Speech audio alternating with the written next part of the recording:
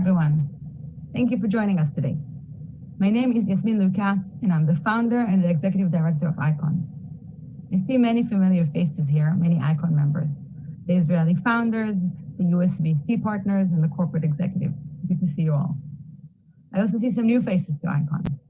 So of those who are new to ICON, welcome. What we are is a nonprofit based in Silicon Valley. We call ourselves a paid-forward community of people who share a passion to see Israeli tech thrive. We gather the best of Silicon Valley and the amazing Israeli entrepreneurs. When COVID started a few months ago, we understood that this new world has new rules that applied and looked for opportunities to also transform what we have been doing to this new reality and pass on the knowledge to the Israeli founders. I'm really proud to say we have done this. We transformed quickly and gathered everyone online. And this actually presented a few amazing opportunities for us. For example, we just last week finished an amazing office hour marathon when so many people from Silicon Valley mentored hundreds of Israeli entrepreneurs from all the country and then gave them advice in one-on-one sessions. Another amazing opportunity was a cybersecurity summit, when we had the CEO of Checkpoint, who's in Israel, speak alongside a CISO from Atlanta and from San Francisco and from Boston. And it was just an amazing gathering force to have everyone together and share this knowledge. And today is another amazing opportunity. We have two amazing friends of ICON that have been active with us for a while now. And they're also friends and amazing leaders in what they do. And I'm thrilled and honored to welcome Susan Wojcicki, CEO of YouTube, and Effie Epstein, managing partner of Sound Ventures. Thanks so much, Yasmin. And Susan, thank you so much for taking the time today. I'm so excited to talk. Sure. Thank you so much for having me. And that was a really nice message from Yasmin there. Yes. So I'm so excited to chat. I know the audience is so excited to hear from you. So I figured let's just jump right in. First of all, I wanted to give you just a really personal thank you from me. I basically learned how to be a mom on YouTube. I learned how to swaddle. I learned how to put a car seat together. So I'm curious, just to kick it off, what's a skill that you've learned on YouTube? Oh, I mean, well, first of all, I'll just say that learning has been a really important part of YouTube, and it's something that I've really leaned into from the very beginning and really emphasized the importance of learning. I'm personally from an academic family. My mom is a high school teacher. My dad is a professor, and I grew up on a university campus. So I always thought it was really important to have that. But I also just saw that everybody that I would meet would always tell me the story about something they learned on YouTube, whether it was like a language or an instrument. And so, I mean, I think, one of the things that I really enjoy a lot with YouTube, especially now during quarantine, is yoga on YouTube. I can't say I learned it on YouTube, but I have been doing a lot of yoga on YouTube because it's hard now to go out or go to a studio, and we're all busy. So just being able to learn different yoga moves and have a little bit of peace in a difficult time has been really valuable for me. Yeah, I love that too. And I love that you can find such specific things, even down to the minute. Oh, yeah. That you're looking for. It's incredible. I love it. Like 15-minute yoga stretch. That's right. Exactly. Calming yoga, 15-minute athletic yoga, right? So, right. And then, it can be any time difference. But I mean, sometimes it's just basic things like I use it for too, like fixing something in my house. Right. I think we've all used it for that. And especially now during quarantine, we've seen it's been an incredibly useful skill. People are having a harder time calling service people for a variety of reasons. They don't want them in their homes. Service people don't necessarily want to come in. And so whether it's like fixing your refrigerator, your air conditioning, or washing machine, a lot of those really fundamental fixes are on YouTube. Yeah, we've been there. And I want to definitely spend some time on YouTube. And maybe before we get there, just let's talk about your career for a second and the huge early decision you made very early on to leave the corporate setting at Intel, join a small startup called Google, which amazingly was founded in your garage. I would just love to hear more about that decision. What were your hesitations? I've heard you say that actually wasn't that hard of a decision. So how did you go about it? How did you look at the potential risks? Sure. Well, so I had just graduated from business school. I think I was 30 at the time. And I had actually always wanted to be at a startup. I had been at a startup early in my career. And I realized at the time that I didn't really have the skills to fully understand how to, like the business or marketing, or, I realized early on that you can build a great product, but if you don't have a good business leadership, that will play into the success of the products. And so I always had the idea of gathering those skills and then being able to go back to some kind of startup. But I was at Intel, and I learned so much. Intel's like an incredible company in the way that it's built, but I think I'm definitely much more interested in media. And so it was an easy decision for me, because I was interested in media. And so it was very easy for me to relate to the product that we were building at Google. I also had this connection to the fact that it was providing information to people, which was something I felt strongly about.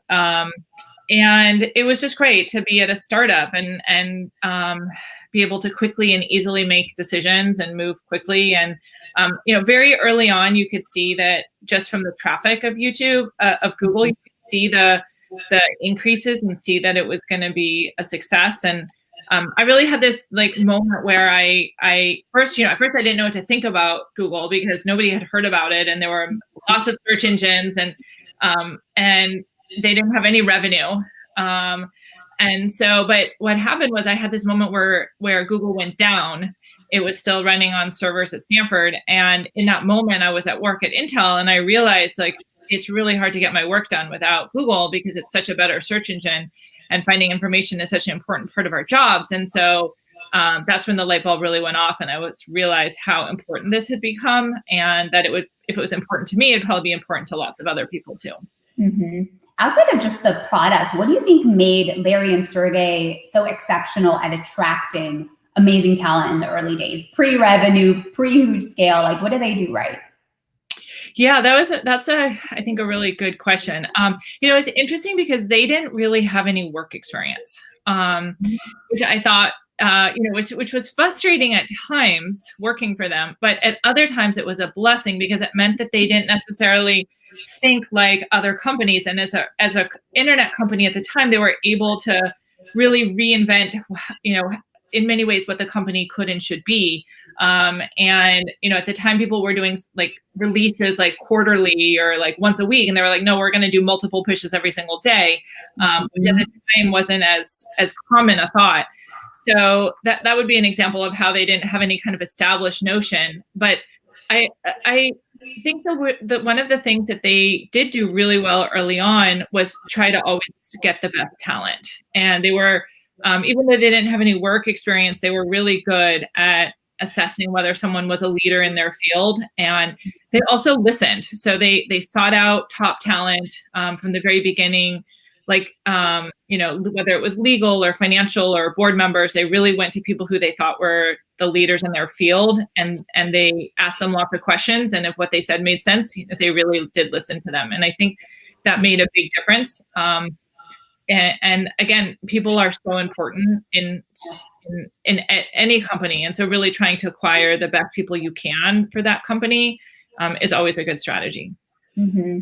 So just as I think about that point and the importance of people, when I think at the time you were at Intel was on top of its game, yet you still left to join this, somewhat unknown company. How do you think about preventing Google from becoming Intel? Meaning, how do you work now to attract and retain the best talent? Because they're constantly being lured by the next shiny object. Sure.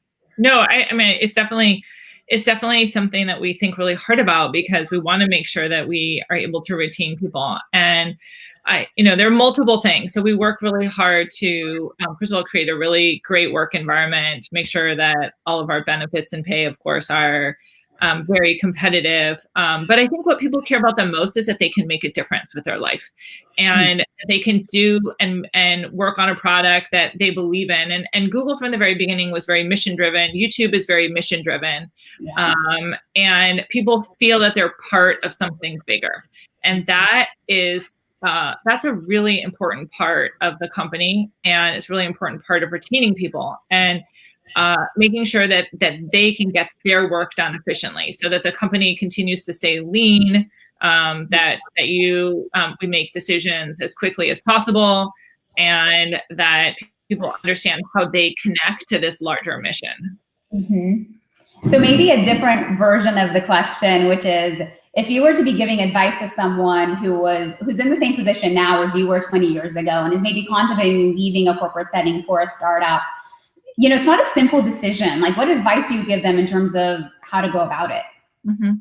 Well, I think some of the things that I definitely think about is, are you excited about this startup, first of all? And do you see a lot of growth potential? And is it doing something that's really meaningful? And so if I look at Google in the early days in that decision, and you could say I did it again, because I left Google and left Google kind of in quotes and went to YouTube, which was significantly smaller. So in a sense, I feel like I've made that decision a couple times, which was looking at something where you say, is this a really good product? And is this going to do something meaningful? And in both cases, like YouTube and Google in their earlier stages were doing something that was novel, but really important and doing it very well. And then both of them had really high growth. And so that's always a sign that it's not just you, but lots of other people agree with you.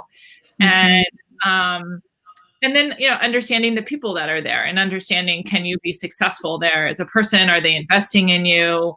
Are you going to enjoy it?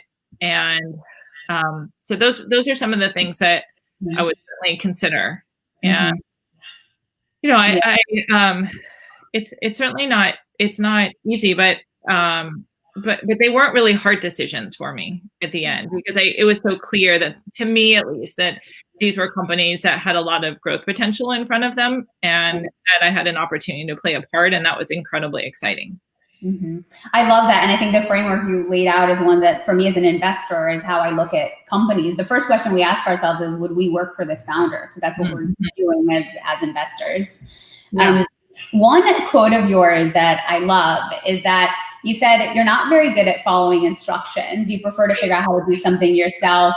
I'm just curious, how does that shape the way that you lead? And how has that evolved over time as you've led different groups of talent within these organizations? Yeah, I have said that. And, there are times where you certainly just need to follow the established path. But I think one of the things for me is that I like to always understand why I'm doing what I'm doing. And that has been a really important way that I've led the company. So, and it's become, in some ways, it's become more important as the company has gotten bigger, because as the company gets bigger, there'll be sometimes people will say, well, this is just the way that we do things at Google. And this is the way that this is the established path. And I'll say, well, look, I was here when we didn't have any established paths. And I was part of establishing these paths, and these paths make no sense right now. So let's change that. And so I do think that that's something that's very part of entrepreneurs. Entrepreneurs are really good at thinking about what doesn't work in the established system. And I would really encourage people to think about how to, if you see something in the back of your head and you're thinking this could be better, well, how could it be better? And let's really push on that and see if that's a meaningful outcome. So that's one of the things that I think has been a strength and weakness of mine, is that I have a hard time. I like to really understand why we're doing something, and then if it doesn't make sense, I'll push on that and try to figure out a way to resolve it. Why do you think that's been a weakness? Well, I think there are times where maybe people get frustrated with me and say, you just need to do what you've been told to do. And again, I try to be a team player and work along with everybody. But there are times I just have to speak up. No, of course. So I'm curious, how does that tie into you making hard decisions? I think about some of the huge challenges that you've had to address. Content moderation is a great example. I'm curious about the process you go through to solve these really hard problems. Is it you have your trusted group of lieutenants and you spend most of your time there? Is it you go into the trenches of the org? Just talk me through the process of solving hard decisions. Sure. So for hard decisions, it depends certainly on every situation, but I'd say one thing I'd really focus on is that you need to get the key people who are affected and the key people who are knowledgeable about that area, and you need to get them all in the room together. You don't want to have side conversations where someone lobbies you for something and then you decide. You really want to get everybody who could be affected by this the opportunity to be in the room when the decision is made. And I think you want to get the experts, and you want to make sure also that everybody has a chance to speak. Like sometimes there'll be one person who, for whatever reason, is like more adept at getting their opinion out, but there's someone who's really knowledgeable, but it just is more cautious and they don't speak. So you really want to hear from everybody who could be impacted, and then try to weigh the different options, and come to some agreement. And you talked about content moderation, and that's been a really challenging space for us. And what we've really tried to do is also make sure that we're working with the experts, and the experts aren't always going to be at YouTube. In fact, a lot of times, whether you're dealing with something, whether it's like violent extremism or hate, you want to go, there are lots of groups they specialize in. There are people who do this full time, who have 20 years of experience in understanding this. And so we really try to leverage all third-party groups. There are different groups across the spectrum. Sometimes they have very opposing views, but you can try to rationalize them. And then ultimately decide. And I think, you realize, especially like, again, you mentioned content moderation, like no one is going to be 100%. Not everyone's going to be happy. Like you're always going to make a decision, and it'll be the best decision that you think you can make given the cards you have, but there are going to be unhappy people, and you just need to, once that decision is made, you just need to stick with it and move forward. Mm-hmm. So how do you think about where you draw the line on the content that should or shouldn't be on the platform? And how do you train your people and thereby your machines to make sure that it can be a slippery slope as I think about it? Sure. It's really a pretty sophisticated and complicated process, but we talk about a few different things. So first of all, we make policies. We've always had policies and community guidelines. So we're always updating those policies. So during COVID, for example, we've had to update them numerous times because of a number of misinformation issues. So we're always updating our policies. And if content violates the policies, then we remove it. We use a combination of people and machines. So you can think about it like the machines go out, they cast a net, it's a wide net.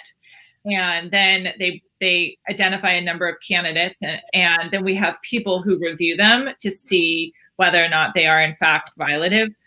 We have really, really very, very specific outline and criteria because we want there to be consistency, that there's always the same decisions made. And we want those policies to always be that we've consulted with many experts on it and really drawn a line in what we hope is the right place. But then we also have other things. So like, of course, we always have ranking systems. And so if somebody types in something like COVID-19, like that's an information query. It's a sensitive information query. And so we want to make sure we're always highlighting information that comes from authoritative experts, whether it's like the CDC in the US or the World Health Organization or the equivalent health organization around the world. And making sure like that's not a place to have like some new creator come up with an exciting idea about how COVID can be cured. So ranking is another way that we handle quality issues on YouTube. Got it. And so you mentioned COVID a couple of times. We're obviously doing this virtually and not in person.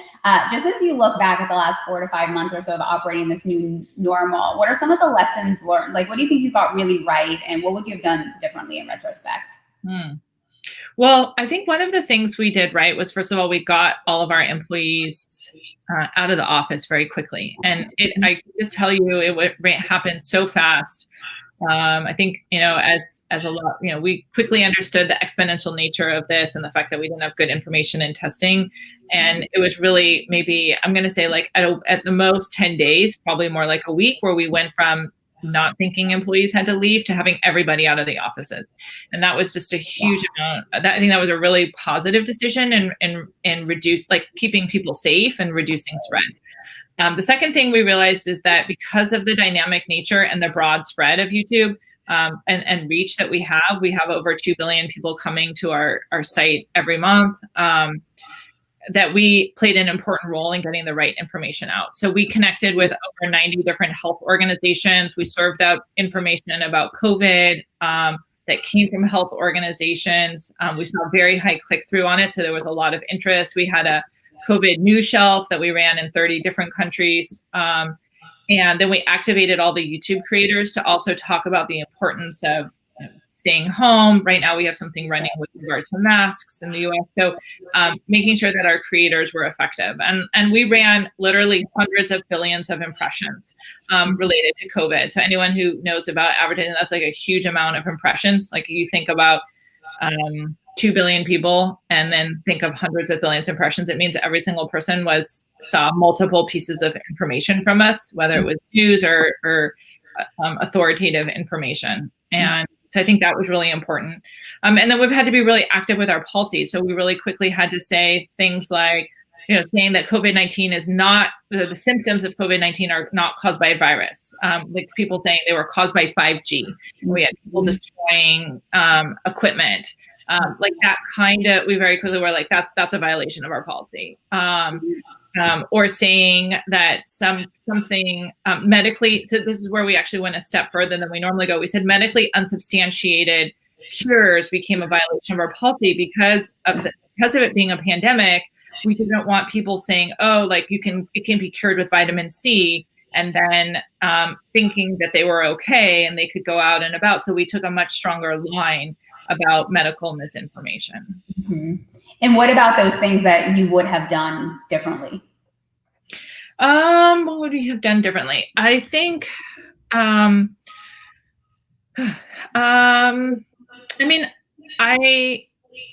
think a really interesting thing that we learned is just that we actually can work from home. It's not something we could have done differently, but I could not have anticipated the number of ways that our life can work online. And we had never run like a company all hands. We never had all of our employees working from home before. So that was new and untested. And I didn't think we could do it, but we obviously are. Right.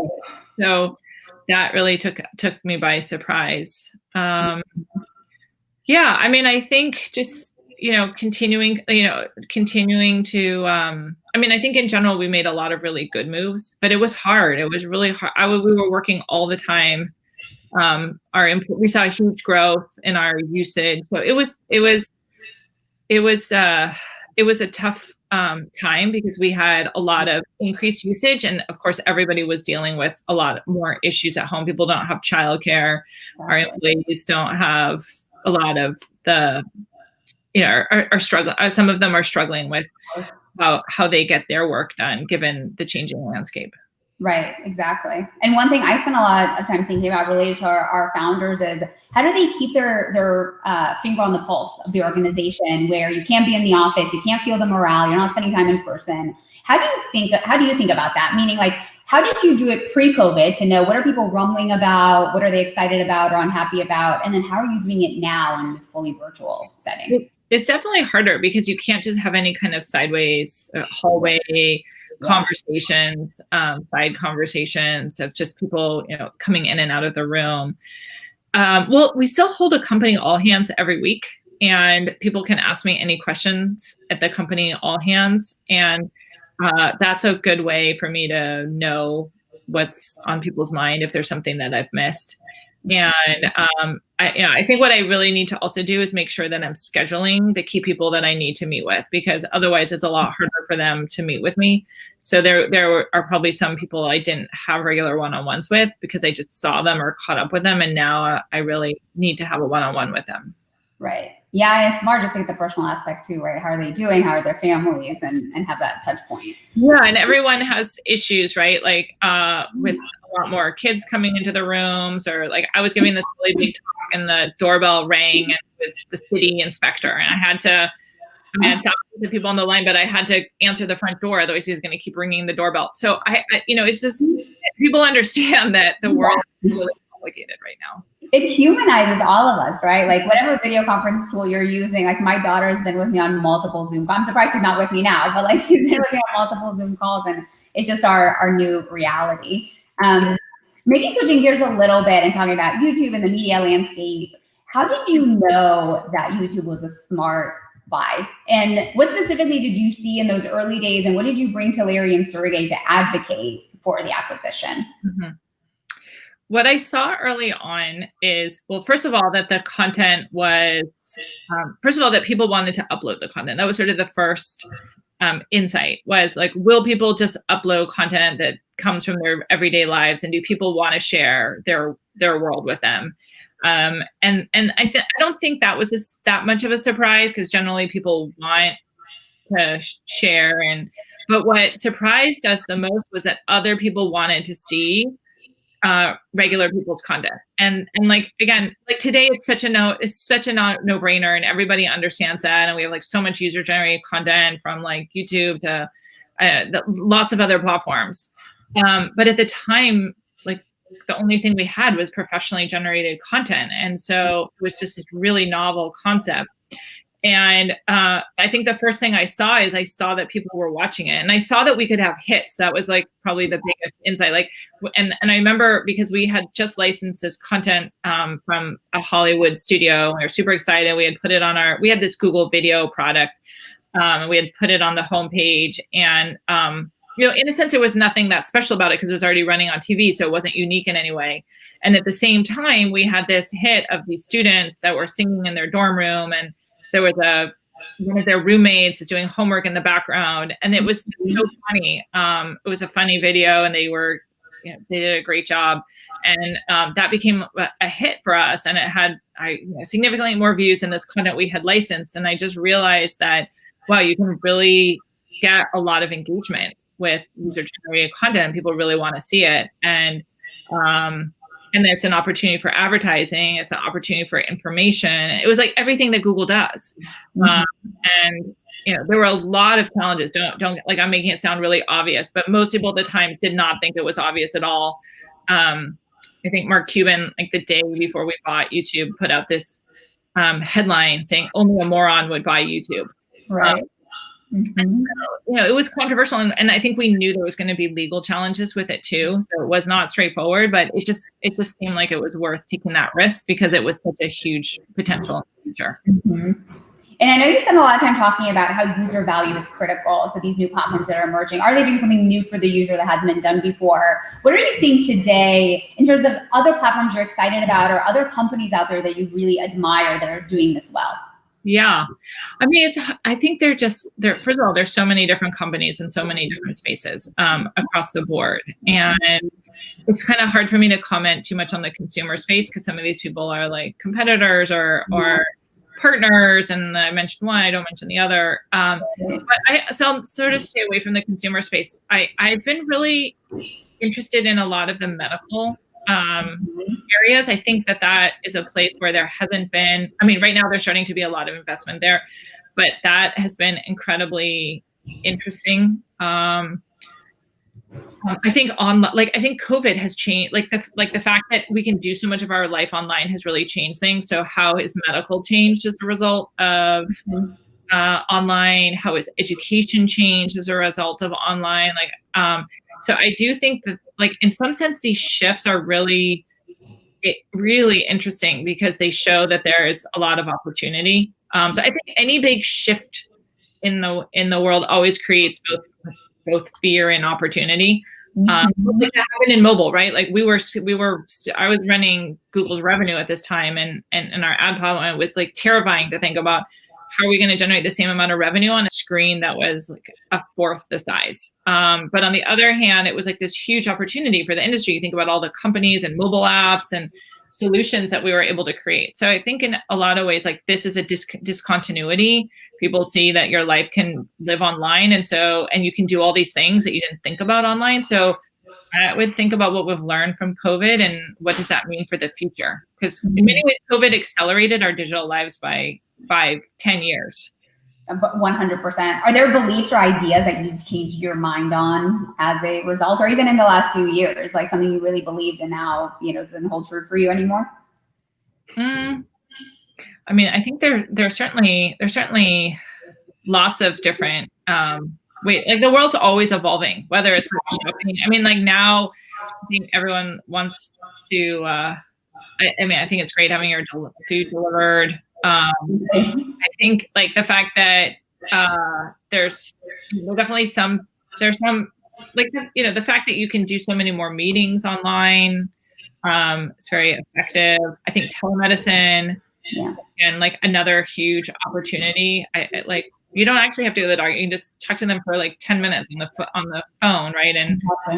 And then decide if you need to come in. So I think there's just all these different ways that people are connecting and value being created, anticipated, being more efficient. I mean, I also really think it's important to look globally. Just in the last couple of years, how quickly, for example, India has and APAC has changed in the way it's emerged. So I also think it's really important as any kind of investor, entrepreneur, to have a global perspective and see where those opportunities are. And like also, it's an opportunity. Like I know running a global company, we can't do every region well. We try, but we can't. And that just creates opportunities for local companies to be able to say, we're really going to focus on this market and do it super well because it's different in some way.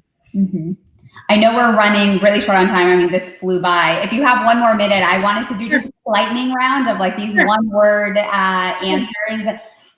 So first was just your favorite non-YouTube show. What do you binge on? Oh, what do I binge on? I mean, I sometimes my kids will watch The Office, which I think is a really funny. They like it. I like it. It's funny. Text or phone call? Text.